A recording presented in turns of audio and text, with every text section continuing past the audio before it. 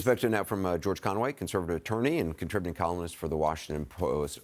Regarding the Secret Service thing, I mean, it's confusing to say the least. What are the main questions that you want answered?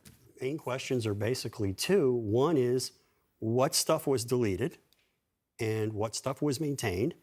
And then why was, if there was anything important in the first tranche of materials that was deleted, why did that happen? And what was there any, was it just malfeasance? Was it malfeasance or was it incompetence? And those are, they're talking past each other right now. The OIG is saying that materials from January 5th and January 6th were deleted. And the Secret Service is saying, well, we didn't do, there's nothing that was deleted that you asked for. So, I mean, maybe those two statements can be reconciled, and maybe they don't. And the only way to find out is to drill down and get the materials, and it looks like that the committee's going to do that. Do you think the committee risks spending too much time on this, getting sort of dragged down a rabbit hole on this, and kind of... It's possible, but I think the first step is to get the materials, to see what was produced, and to get an explanation as to what how does the Secret Service know what was deleted wasn't relevant? I mean, I'd like to know the answer to that question, and I think they should bring the Secret Service lawyers in and ask them what happened. Do you think, I mean, beyond the likelihood of it happening, would it be valuable to get Vice President Pence, former president, in front of that committee? Well, I think it would be. I think it would be valuable to get both their perspectives, and particularly Vice President Pence. We know a lot about what Vice President Pence thought and did from the testimony of his aides, but we don't actually know what he was thinking, for example, when he was in that loading dock. And there was also one conversation I think he had with President Trump where there was nobody on Mr. Pence's end to hear what Mr. Pence was saying. And we'd like to know what that is. And I don't think he has any basis to resist the subpoena at this point. They should just subpoena him.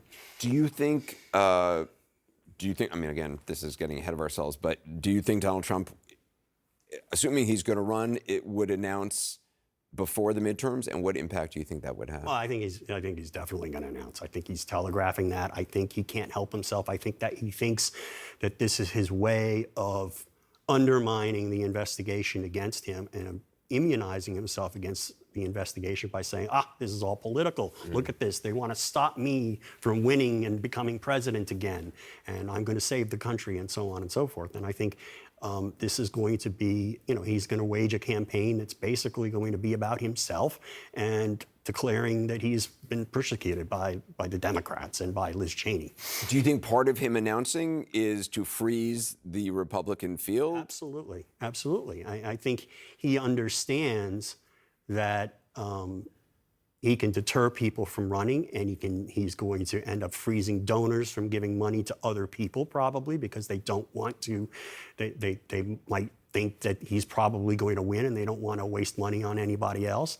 And the only way he gets beaten for the nomination is if maybe somebody is able to run a one-on-one campaign against him. Probably DeSantis is probably the only chance. Do you think DeSantis would run against him? I think it's quite possible, and I think that's the only way that Trump doesn't get the nomination if it's one-on-one. If it's more than, if it's a multi-party, multi-candidate race, the vote's all going to split, and he's going to win. He doesn't have to win 50 or 60%. He can win with 30 or 40%, particularly with these winner-take-all delegate rules, which is what basically happened in 2017. Yeah. George Conway, appreciate it. Thank you. Good to talk to you. Have a good weekend. Quick reminder to not miss a CNN special report on a potential witness who defied a January 6th committee subpoena and is set to go on trial on criminal contempt charges. Even as he now says he'll talk to the committee. The title is Steve Bannon, Divided We Fall. That's Sunday night, 8 p.m. Eastern here on CNN.